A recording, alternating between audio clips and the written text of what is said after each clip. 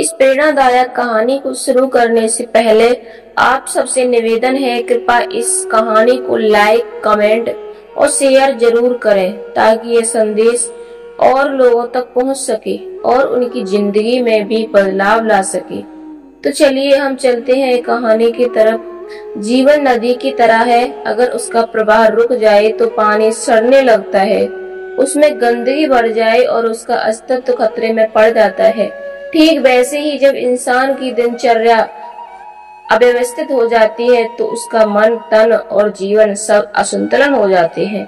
भगवान श्री कृष्ण कहते हैं, जो अपने समय को साध लेता है वही जीवन का साधना को पा लेता है। कहानी शुरू होती है एक नगर से, जहाँ नरेश नाम का युवक रहता था।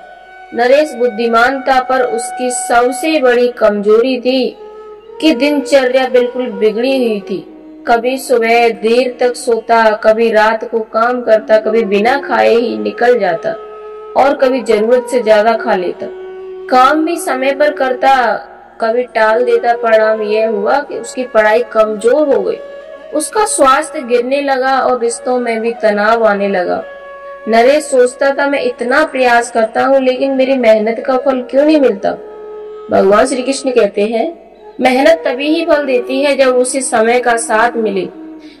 बिना समय की मेहनत वैसा ही है जैसे बिना पानी के खेत।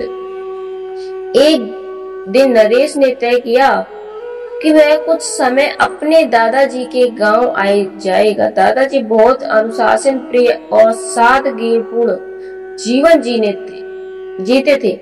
सुबह 4 बजे उठकर नहाना, पूजा, खेतों में काम, समय पर भोजन और समय पर विश्राम, यह सब उसकी आदत थी। नरेश ने दादाजी से पूछा, दादाजी आप ये सब क्यों करते हैं, इनका पालन क्यों करते हैं।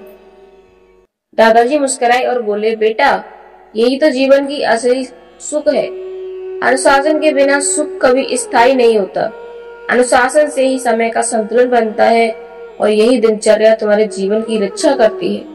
भगवान श्री कृष्ण कहते हैं, दिनचर्या ही वह नाव है जो इंसान के जीवन की उथल पुथल भरी नदी से पार करती है।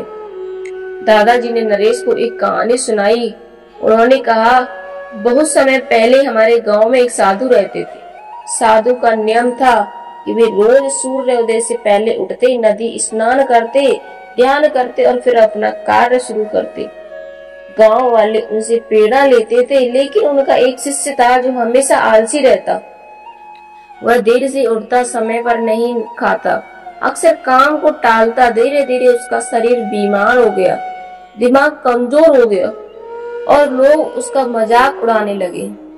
तभी साधु ने उसे समझाया, बेटा जीवन का सबसे बड़ा शत्रु आलस्य है और सबसे बड़ा मित्र अनुशासन, दिनचर्या। अगर तुम इसे नहीं अपनाओगे तो तुम कभी सफल नहीं हो पाओगे। शिष्य ने उस दिन से ही अपनी आदतें बदली और बाद में गांव का सबसे सम्मानित व्यक्ति बना। नरेश यह सुनकर बहुत प्रभावित हुआ। अब नरेश ने सोचा, अगर मैं भी अपनी दिनचर्या को सही कर लूं तो शायद मेरी परेशानियां कम हो जाएं। उसने छोटे छोटे कदम उठाने शुरू किए। वह सुबह सूरज के साथ उठने लगा, थोड़ा व्यायाम किया, समय पर भोजन किया, काम और पढ़ाई के साथ समय निश्चित किया। रात को समय पर सोने की आदत डाली। कुछ ही दिनों में उसका जीवन बदलने लगा, उसका चेहरा खिलने लगा, पढ़ाई में ध्यान देने लगा और सबसे बड़ी बात, उसे मानसिक शांति मिलने लगी। भगवान श्री कृष्ण कहते हैं, अनुशासन ही वह सेतु है जो सपनों और सफलता के बीच की दूरी को कम करता है। धीरे धीरे नरेश ने जाना कि दिनचर्या का संतुलन सिर्फ स्वास्थ्य के लिए ही नहीं बल्कि रिश्ता और कैरियर के लिए भी जरूरी है। जब उसके समय पर अपने परिवार को समय देना शुरू किया तो घर में खुशी बढ़ गई। जब उसने समय पर काम करना शुरू किया तो लोग उसके काम की सराहना करने लगे। आज वही नरेश जो कल आलसी था और असफल माना जाता था, पूरे नगर के लिए प्रेरणा बन गया।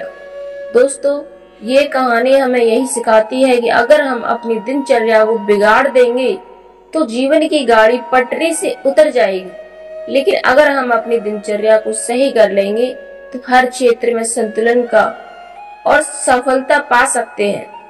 भगवान श्री कृष्ण कहते हैं, जो समय को साध लेता है, समय स्वयं उसके लिए चमत्कार करता है। इसलिए आज से प्रण लें कि हम अपनी दिनचर्या को संतुलन करेंगे, सुबह समय पर उठेंगे, भोजन का समय तय करेंगे, काम और आराम का संतुलन बनाएंगे और अपने परिवार व स्वयं के लिए समय निकालेंगे। याद रखिए, दिनचर्या का सही संतुलन ही जीवन का सबसे बड़ी उपलब्धि है। जय श्री राधे कृष्ण।